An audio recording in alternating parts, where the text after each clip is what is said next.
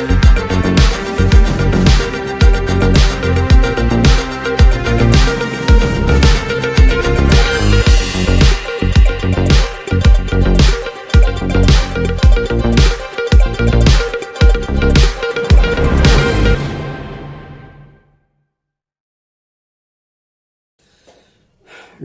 दोस्तों,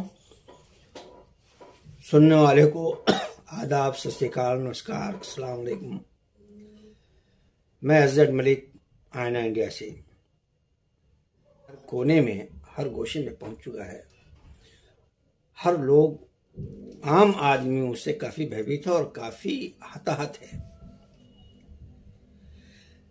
बड़े बड़े इंस्टीट्यूशन, बड़े बड़े स्कॉलर्स और बड़े बड़े रिसर्च सेंटर उसके रोकने के उपाय ढूंढ रहे हैं और ढूंढे जा रहे हैं। आयुर्वेदिक पद्धति के अंदर में अब तक के जितने भी, जो कि हमने देखा है, अब तक के कोई रास्ता नहीं निकल पाया है कि जिससे दावा किया जा सके। WHO ने भी इस पर कोई बहुत कॉन्फिडेंसली, विश्वास के साथ कोई दावा नहीं करते कि हाँ ये रुकेगा या इसको रोका जा सकता है। कब रुकेगा इस पर किसी का कोई अभी चर्चा नहीं है। मैं इसी की खोज में, इसके उपाय के खोज में आज मैं जामिया हमदर्द के स्कूल ऑफ यूनानी एजुकेशनल रिसर्च सेंटर में हूँ और यहाँ हमारे डॉक्टर खुर्शीद अहमद अंसारी साहब हैं, जो इस डिपार्टमेंट में, इस जामिया हमदर्द के यूनानी में MD यूनानी हैं, एसोसिएट प्रोफेसर हैं डिपार्टमेंट ऑफ एटॉमी तहशीर के, और ये NSS के कोऑर्डिनेटर हैं। आप पे पूर्व डीन भी रह चुके हैं, स्टूडेंट वेलफेयर के, कल्चरल एंड लिटरेसी के कोऑर्डिनेटर भी रह चुके हैं और NSS के कोऑर्डिनेटर भी हैं, जामिया हमदर्द में के कोऑर्डिनेटर हैं और SPIC MACAY JH चैप्टर के एक्स मेंबर ऑफ भारतीय चिकित्सा परिषद के पूर्व सदस्य हैं, जो ministry of health and family welfare government of NCT Delhi के अंदर में आता है। तो डॉक्टर खुर्शीद अहमद अंसारी साहब से आज हम आपको रूबरू करवा रहे हैं। इनसे जानना चाहेंगे कि कोरोना वायरस को यूनानी में क्या कहते हैं और यूनानी पद्धति में, जो कि यूनानी पद्धति बहुत पुरानी है, और यूनानी पद्धति में ये कोरोना वायरस का क्या इम्पोर्टेंस है, कोरोना वायरस के कोई उपचार, रोकने के कोई उपचार हैं या नहीं हैं, आज इस पर हम इनसे चर्चा करेंगे। जनाब खुर्शीद अहमद अंसारी साहब, सामीन श्रोता जानना चाहते हैं इस बात से कि आखिर यूनानी और आयुर्वेदा में कोरोना वायरस का रोकने का क्या उपाय है। मलिक साहब, मैं आपका शुक्रिया और आपके जर्नलिस्टिक अप्रोच का भी बहुत बहुत शुक्रिया अदा करता हूँ। और दौरे हाजिर में या वर्तमान में जिस तरह से कोरोना महामारी, जिस तरह से कोविड-19 का एक भय है, एक खौफ है, न सिर्फ हिंदुस्तान में बल्कि दुनिया के हर कोने कोने में, जिस तरह से इस वायरस को हैंडल किया गया, मैं उससे थोड़ा सा मुख्तलिफ राय ज़रूर रखूँगा। मैं यूँ नहीं कह सकता कि कोविड-19 या SARS-CoV-2 या इस वायरस का, जिसको कि वुहान में पाया गया चाइना में और कोविड-19 कहा गया या SARS-CoV-2 19 कहा गया, मेरा थोड़ा सा ख्याल गलत है। इस सिलसिले में अगर आप देखें तो जब से इंसान की तदवीन और तरक्की होती रही या उसका जो ह्यूमन डेवलपमेंट होता रहा, उस वक्त से ही दुनिया में या कुदरत ने हमें एक ज़ाहिरी और एक बातनी माहौल में रखने की कोशिश की, एक्सटर्नल इन्वायरमेंट और इंटरनल इन्वायरमेंट। और एक्सटर्नल इन्वायरमेंट को भी अगर आप गौर से देखेंगे तो उसमें हजारों तरह के माइक्रो ऑर्गेनिज्म, वायरस मौजूद हैं जो नजर नहीं आते, और उनका इंसानी जिस्म के साथ एक राब्ता रहता है, और उस रब्त को बैलेंस करने के लिए तिब्बे यूनानी का एक बहुत ही पावरफुल नजरिया है जिसे हम लोग नजरिया तबीयत कहते हैं। अगर आप तारीख़ यूनानी तिब को देखेंगे तो तारीख़ यूनानी तिब, या इसको आप ये समझ लीजिए कि अरबी तिब खास तौर से, फ़लसफ़ा तो बुखरात, जालिनूस, इनके उसूलों पर इवाल्व हुआ। ये एक बहुत ही परफेक्ट और बहुत ही प्रिसाइज निज़ाम तिब है जिसमें इंसान की इंडिविजुअलिटी को एक यूनिट मानते हुए एक्सटर्नल और इंटरनल इन्वायरमेंट में किस तरह से बैलेंस मेंटेन रखा जाएगा, उसके लिए यूनानी तबीब का एक नज़रिया है कि एक आपके अंदर इनेट पावर है जिसे हम लोग कुव्वते मुदब्बिरा बदन कहते हैं या तबीयत कहते हैं। उस तबीयत की जिम्मेदारी ये है कि इंसान को उसके सेहत के मामलात पर परफेक्ट तौर पे रखे, जिसमें के 6 ऐसे उमूर हैं, 6 ऐसे फैक्टर्स हैं जिन्हें हम लोग 6 एसेंशियल फैक्टर कहते हैं या असबाब सित्ता ज़रूरिया कहते हैं। उनका खान पान से, सोने जागने से, फिजिकल एक्सरसाइज और रेस्ट के हिसाब से, कुछ चीज़ें जिस्म के इंसान रुकी रहनी चाहिए, कुछ चीज़ों को जिसमें इंसान से खारिज किया जाना चाहिए। इसके अलावा जिस माहौल में आप सांस ले रहे हैं, ये 6 फैक्टर्स हैं। दूसरा काम तबीयत का ये है कि अगर इन्हीं फैक्टर्स में किसी तरह की गैर एतदाली या एबनॉर्मलिटी आती है तो उस एबनॉर्मलिटी को तबीयत मतलब कॉन्फ्लिक्ट करके उसे नॉर्मल की तरफ लेके आती है।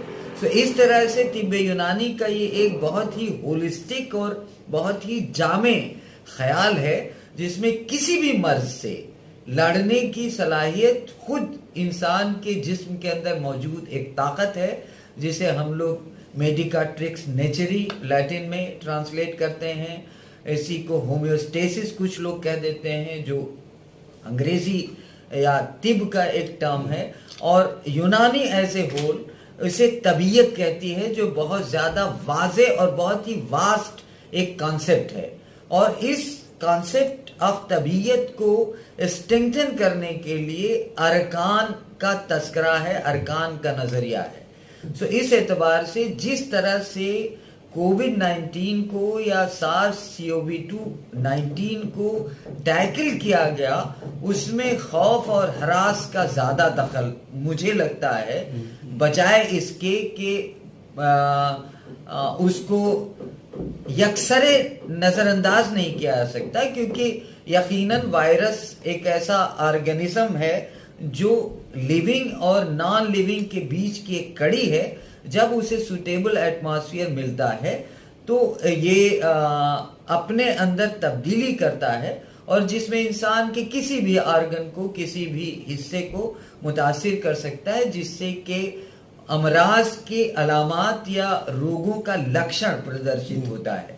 ठीक है, जैसे कि पोलियो एक वायरल इन्फेक्शन है। इसी तरह से आपने देखा होगा जैसे ही मौसम की तब्दीली होती है, लेकिन है भी तो सब वायरस ही है। ये वायरस है, वायरस ही। यकीनन ये वायरस है। और वायरस असल में साइंस के नुक्ते नजर से देखेंगे तो ये जिंदा और मुर्दा के बीच की एक कड़ी है। ठीक है, सो जैसे ही उसे ऐसा सुटेबल माहौल मिलता है। तिब्बी में ये भी बताते चले, मैं ये भी जानना चाहूंगा इसके साथ साथ जोड़िए कि जो वायरस हम कह रहे हैं, ये अंग्रेजी का वर्ड है। जी जी जी।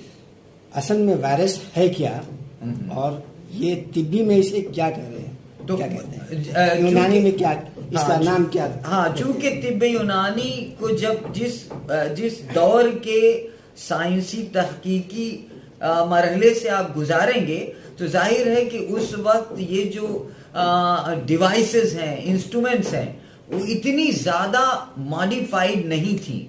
लेकिन अतिब्बा कदीम ने, अतिब्बा यूनान ने या अतिब्बा अरब ने जिस तरह से अफूनत या इन्फेक्शन के तस्करे को या उसके कंसेप्ट को अपनी किताबों में तस्करा किया है, उससे हम बखूबी ये अंदाज़ा लगा सकते हैं, उसका अनुमान लगा सकते हैं कि वो लोग अपने स्पेकुलेशन, मुशाहिदात और उसके साथ ही साथ तजर्बात की रोशनी में इस कंसेप्ट से वाकिफ थे जो ऐसे ऐसे अजसाम गरीबा या माइक्रो ऑर्गेनिज्म का कंसेप्ट देता है जो नेकेड आई से हम लोग नहीं देख सकते।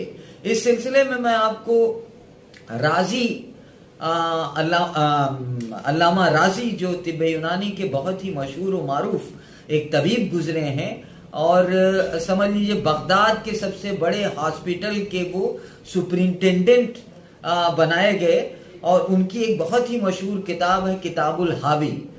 किताबुल हावी को लैटिन में लेबर कॉन्टिनेंस कहते हैं। उसका एक पूरा बाब, उसका एक वाल्यूम, एक जिल्द पूरी इन्फेक्शस डिजीजेस के ऊपर मबनी है, जिसमें उन्होंने स्मॉल पॉक्स और चेचक के बारे में बहुत ही तफसील से बयान किया और साथ ही साथ उन्हें अमराज वबाइया कहा गया। और उस कंसेप्ट ऑफ इन्फेक्शन को या कंसेप्ट ऑफ वबा को वो किस तरह से क्लैरिटी के साथ बयान करते हैं, उसका आप सोचिए। बड़ा दिलचस्प वाकया है कि जब उन्हें कहा गया कि आप एक अस्पताल यहाँ पे बनवाइए, तो उन्होंने इराक के अलग अलग मकामात पर गोश्त का टुकड़ा लटकाया। अच्छा, ठीक। और उस टुकड़े में देखा उन्होंने कि सबसे आखिर में किस मांस के टुकड़े को, किस गोश्त के टुकड़े में उफूनत पैदा हुई। तो जो पहले सड़ गए थे, कौन सा गोश्त का टुकड़ा था? किसी जानवर का, क्योंकि इन्फेक्शन के लिए बहुत सारी चीजों की जरूरत होती है, जिसमें से पानी, ठीक है जी। पानी एक बहुत ही, रतूबत एक बहुत ही अहम फैक्टर है जिंदगी के लिए। सो जहां पे सबसे बाद में गोश्त सड़ा, उसके अंदर अफूनत हुई, ब्यूटिफैक्शन हुआ, वहां पे राजी ने अपना अस्पताल बनाने की सोची। सो आप ये अंदाजा लगाइए। इसी तरह से सबसे ज्यादा जो अफेक्टेड रहा, जी माने सबसे देर में, इसके माने कि वहां पे जो माइक्रो ऑर्गेनिज्म है या सूक्ष्मदर्शी जो जीव हैं, जिसमें वायरस आता है, बैक्टीरिया आता है, इसी के साथ साथ फंगस आता है, उसके छोटे छोटे स्पोर्स हैं जो नजर नहीं आते लेकिन वो हैं दुनिया में या माहौल में, वो हैं। जब उनको एटमॉस्फेयर सूटेबल मिलता है तो वो सब अपनी भी आबादी बढ़ाने की, उसकी नशोनुमा करने की आज़ादी रखते हैं। और उस डेवलपमेंटल प्रोसेस में, उस तदवीन और तकवीन के मरहले में कई बार तबीयत मुज़महिल हो जाती है, कई बार वो तबीयत पर गालिब हो जाते हैं, जिसके नतीजे में कुछ अमराज हमें मुतासिर करते हैं, जिसकी अलामात की शक्ल में कभी हम, जैसे हमने कभी ऐसा कोई खाना खा लिया और थोड़ी देर बाद उल्टियां और दस्त शुरू हो गए, वो भी एक तरह का वायरल इन्फेक्शन है जो हमारे मैदे के ग़िशाए मुखाती को या म्यूकस मेम्ब्रेन को इरिटेट कर रही है, साथ ही साथ आंतों के म्यूकस मेम्ब्रेन को इरिटेट कर रही है, जिसकी वजह से उल्टी होने लगी, दस्त आने लगा। सो ये भी एक तरह का इन्फेक्शन है जिसे हम लोग वायरल इन्फेक्शन के नाम से जानते हैं। सो ये बैक्टीरिया भी हो सकता है, वायरस भी हो सकता है, ठीक है। लेकिन वायरस को ही क्या हम बैक्टीरिया नहीं कहते हैं? नहीं, दोनों अलग अलग बरादरियां हैं, दोनों अलग अलग बरादरियां हैं। आज कंफ्यूजन यही है, ये बैक्टीरिया और वायरस। क्या बैक्टीरिया वो है जिसे हम देख सकते हो, वायरस वो है जिसे हम देख नहीं, ऐसा बिल्कुल नजरिया नहीं है। एक साइंस के स्टूडेंट को बहुत जहन में क्लियर है, मेरे जैसा साइंस का स्टूडेंट, मैं ये जानता हूं कि वायरस और बैक्टीरिया दोनों अलग अलग असनाफ हैं, अच्छा, अलग अलग स्पीसीज हैं, इनको एक साथ मिलाया ही नहीं जा सकता। बैक्टीरिया पूरी तरह से जिंदा है, उसकी पूरी कॉलोनी है। आपके जैसे आंतों में बहुत सारे ऐसे बैक्टीरिया हैं जो अमूमन पाए जाते हैं और जो फायदेमंद भी हैं, कुछ फायदेमंद है, कुछ फायदेमंद भी नुकसानदेह हैं, है। जिन्हें हम लोग लैक्टोबैसिलाई कहते हैं। वो फायदेमंद है, वो आपके आंतों की गिशाए मुखाती का जो एक मिजाज है, जो यूनानी तिब का एक बहुत ही शानदार नजरिया है, उस मिजाज को वो कायम रखते हैं, जिससे कि खाने का इन्हिजाम, उसका डाइजेशन, उसका पाचन और साथ ही साथ उसका एब्जॉर्प्शन या इंतजाब, जिसे हम लोग एब्जॉर्प्शन कह रहे हैं, वो शरीर द्वारा ग्राह कर लिए जाए, वो शरीर का हिस्सा बन सके, उस काम में ये बैक्टीरिया मुआवनत करते हैं।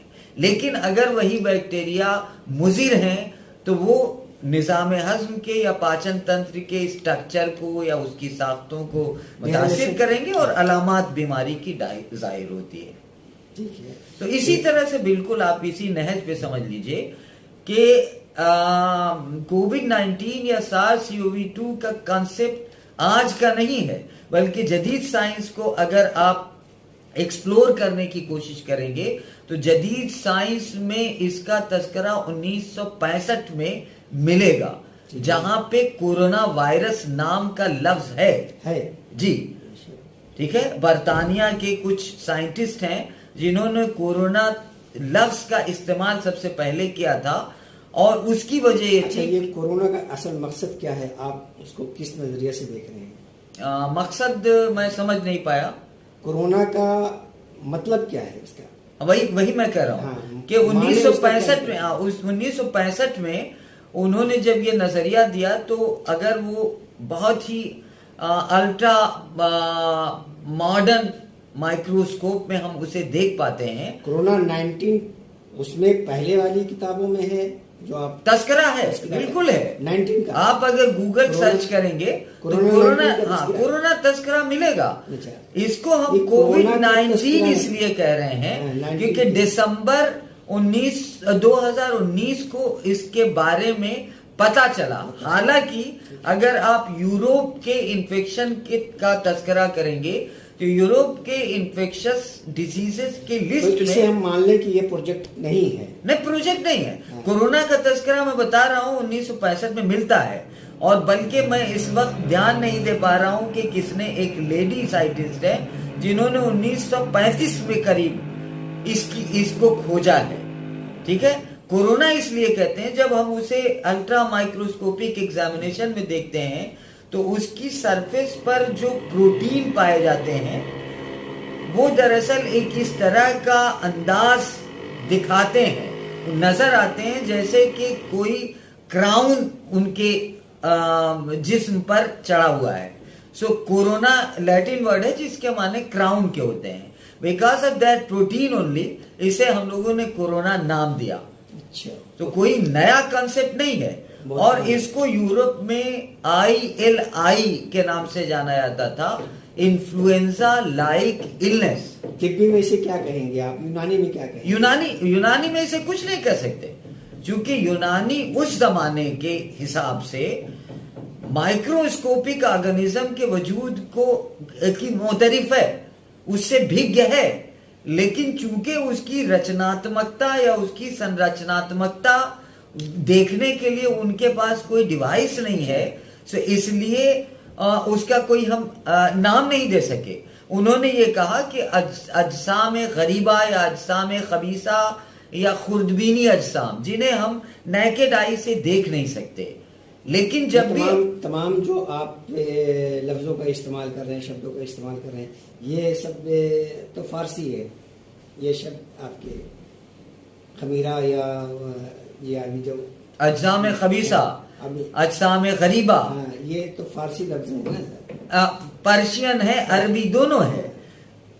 वो कह रहे हैं जैसे कि इब्न सीना है, ठीक, फादर ऑफ मॉडर्न मेडिसिन उनको हम कहते हैं।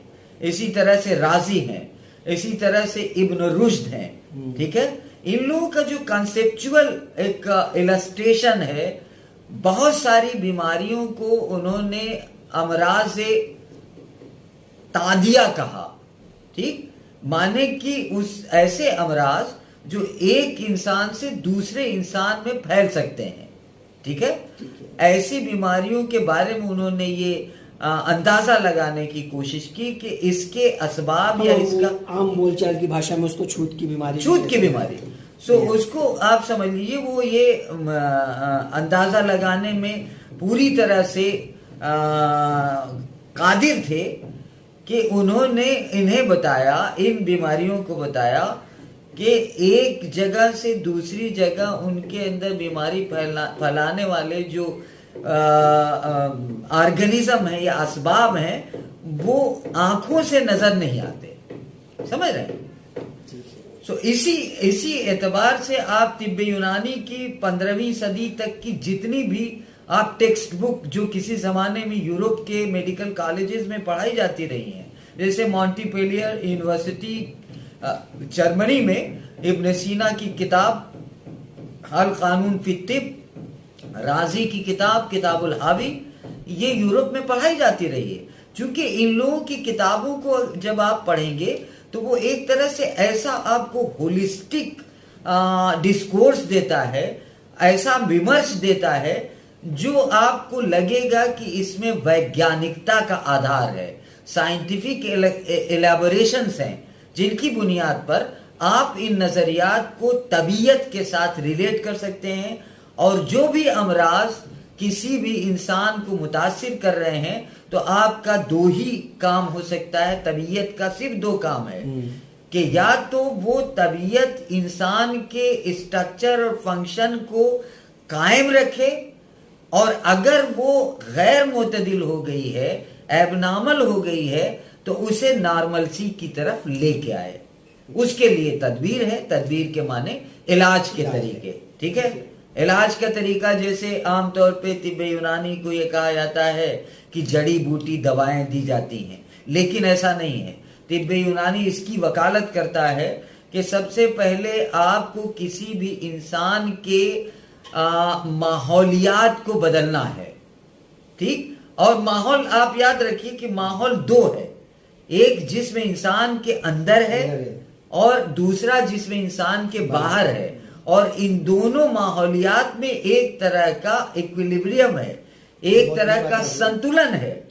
उस संतुलन को पहले मेंटेन करने के लिए, जैसे हवा खराब है तो उस हवा को आप प्यूरिफाई करें, डाइट खराब है तो उसको आप करेक्ट कर लीजिए, ठीक है। तो इसे हम लोग इलाज भी तदबीर कह रहे हैं। दूसरा रेजिमिनल थेरेपी कह रहे हैं। दूसरा यह है कि अगर इससे भी नहीं हो रहा है तो आप ग़िज़ा का अल्टरेशन करिए, डाइट का मॉडिफिकेशन या मॉड्यूलेशन करिए। लेकिन इस तरह के वायरस को मारने के लिए, इस तरह के वायरस को खत्म करने के लिए यूनानी के अंदर में क्या उपचार है, क्या क्या उपाय है? देखिए, वायरस का स्ट्रक्चर जब आप देखते हैं तो वायरसेस को कभी भी खत्म नहीं किया जा सकता, क्योंकि ये सिंगल स्ट्रैंडेड प्रोटीन स्ट्रैंड्स होते हैं जिनके अंदर म्यूटेशन के या अपने वजूद को कायम रखने के लिए बदलाव की बहुत ही ज्यादा इम्कानात मौजूद होती हैं, समझ रहे हैं। सो ये चूंकि लिंक है लिविंग एंड नॉन लिविंग का, अजीवित और जीवित के मध्य एक सेतु का काम कर रहा है, इसलिए आप ये कहें कि इन्हें खत्म कर दिया जाएगा, ये नामुमकिन है। भाई गैर सुटेबल अगर एटमॉस्फेयर है तो अपने वजूद को बचाने के लिए वो अपने हिसाब से कोशिश करेगा ना, वो म्यूटेट करेगा, उसमें बदलाव आएगा। लेकिन उस म्यूटेशन को साइंस इस लायक है, उस म्यूटेशन को साइंस इतना कमजोर कर सकती है जिससे कि वो इंसानी जिस्म को नुकसान न पहुंचा सके। ये साइंस की अचीवमेंट आप कह सकते हैं। ये बहुत बड़ी बात आपने बताई हमें, और जो कि इसकी जानकारी बहुत कम लोग इसको दे पा रहे हैं, और इसी पर तवज्जो कि असल में ये वायरस है, रहेगा, और ये वायरस रहेगा। मैंने अभी आपको एक लफ्ज इस्तेमाल किया था, ILI, इन्फ्लुएंजा लाइक इलनेस। हाँ जी, वो एक तरह की ऐसी बीमारी है जो सर्दी जुकाम की सूरत में पूरे दुनिया में मैनिफेस्ट करती है। जैसे सर्स हो गया, मर्स हो गया, ठीक है, severe acute respiratory syndrome disease है, जैसे जो अफ्रीका में हुआ, अरब के कुछ हिस्सों में हुआ, ठीक। इसी तरह से मिडिल ईस्ट रेस्पिरेटरी सिंड्रोम, ये भी एक वायरस डिजीज है, ठीक है। तो कुछ खित्ते को, लेकिन ये वुहान की सरहदों से निकल के पूरे दुनिया में ये वायरस चला गया, इसलिए हम इसे पैंडेमिक कहते हैं। ऐसा क्योंकि ये वुहान से ही निकला, इससे पहले की और प्रचलित हो चुका था किताबों में आपके। बिल्कुल है, वो तो हुआ क्या है ना, हुआ क्या है, यूरोप के किसी और देश से नहीं निकला, नहीं हुआ क्या है, एशिया के सबसे बड़े इस महादेश तरह के वायरस की नौइयत जानने के लिए चाइना के वुहान लेबोरेटरी में, वुहान सिटी की लेबोरेटरी में एक तरह का तजर्बा किया जा रहा था, ठीक। तो उसके बाद जब तजर्बाती मुशाहिदात को देखा गया तो फिर वो यूरोप के कुछ हिस्से में देखा गया, चाइना के कुछ हिस्से में देखा गया। सो उसको साइंटिस्ट एक नाम देने के लिए उन्होंने कह दिया कि कोविड-19 या SARS-CoV-2-19, ठीक है, क्योंकि 2019 में इसके बारे में पता लगा। हालांकि मैं इससे डिसएग्री कर रहा हूं, पूरी तरह से मैं इससे इत्तेफाक नहीं कर रहा हूं। हो सकता है कि ये वायरस पहले से मौजूद रहा हो, चूंकि बहुत सारे वायरस का एक गिरोह है जो इन्फ्लुएंजा लाइक इलनेस या ILI पैदा करने के बारे में पहले भी रिपोर्ट किया जा चुका है। जैसे मैंने बताया कि कोरोना वायरस 1965 में भी उसका तस्करा मिलता है। आप सहाफी हैं, आप गूगल करके देख लीजिएगा, आपको अंदाजा होगा। बेशक बेशक। अब है कि इसको आप समाज को इससे अवेयर होने के लिए क्या संदेश देंगे? हाँ, देखिए WHO की गाइडलाइन और बहुत सारी एजेंसीज की गाइडलाइन, अपनी अपनी गाइडलाइंस है, सभी की हैं। उन गाइडलाइंस के हिसाब से और तब्बी के गाइडलाइंस के हिसाब से आप बिल्कुल से जानना चाहिए। एक तो कोविड एप्रोप्रिएट बिहेवियर को फॉलो करिए, जो गवर्नमेंट ऑफ इंडिया या दूसरी गवर्नमेंट या world health organisation time to time release करती है। और एज ए यूनानी स्टूडेंट मैं सिर्फ इतना जानता हूं कि क्योंकि आपकी जिस्म की जो अंदरूनी ताकत, जिसे हम तबीयत कह रहे हैं, उसको सशक्त करने की आवश्यकता है, क्योंकि बहुत सारी, कम से कम 80% बीमारियों का इलाज खुद आपकी तबीयत करने में सक्षम है। वो इस कैपेबिलिटी में है कि वो तमाम बीमारियों का इलाज कर सके, जिसे हम लोग इन्फेक्शियस डिजीज या नॉन इन्फेक्शियस डिजीज कह रहे हैं। तो सबसे पहला काम ये करिए कि आप ऐसी हवा में अपने आप को एडजस्ट करिए जिससे कि इसके वायरसेस अपने आप को आपके शरीर में प्रवेश करने के लिए करने से रुक सकें। जैसे लोबान की धुनी दे सकते हैं, नीम की सूखी पत्तियों को धुनी दे सकते हैं। ये तो हो गया, एक एटमॉस्फेरिक एयर को आप करेक्ट कर रहे हैं, और रिफाइन कर रहे हैं। जी जी। दूसरा ये कि आप ओरली ऐसी चीजों का इस्तेमाल करिए जो यकीन जानिए कि आपके घर की किचन में मौजूद हैं, जिन्हें हम लोग रोज आना इस्तेमाल करते हैं। और साइंटिफिकली उन अद्वियात का या उन मेडिसिनल इंग्रेडिएंट्स के बारे में साइंटिफिकली ये प्रूवन है कि अगर आप उनका इस्तेमाल करते रहेंगे तो आपकी जो इनेट पावर है, जिसे हम तबीयत कह रहे हैं, वो मजबूत होगी। और ये SARS-CoV-2 ही नहीं, वो बहुत सारी बीमारियों, बहुत सारी जो वायरल इन्फेक्शंस हैं, मौसमी बुखार हैं जिन्हें हम लोग वायरल डिजीजेस कहते हैं। जरा सा मौसम बदला तो बहुत सारी सर्दी, नजला, जुकाम, इस तरह की शिकायत पहले भी होती रही हैं, आगे भी होंगी, ऐसा नहीं है। जैसे कि दालचीनी है, जैसे तेजपत्ता है, जैसे काली मिर्च है, जैसे कि अदरक है, ठीक है, जैसे कि सेंधा नमक है। ये सारी चीजें अगर आप, जाफरान है, कुछ चीजें, चाय भी आप उसमें शामिल कर सकते हैं। नींबू है, nimbu is very very good at vitamin C. और इन सबों को साइंटिफिकली प्रूव किया गया है कि they potentiate the immunity of an individual. So अगर आप दिन में 2 बार इनका काढ़ा सुबह शाम चाय के बजाय पी लें, अगर आप डायबिटीज या मधुमेह के रोगी नहीं हैं तो आप शक्कर डाल के पी लीजिए, शहद डाल के पी लीजिए। और शहद और अदरक को अगर आप पेस्ट बना के चाटिए तो उससे आपके गले में सोर थ्रोट खत्म होती है।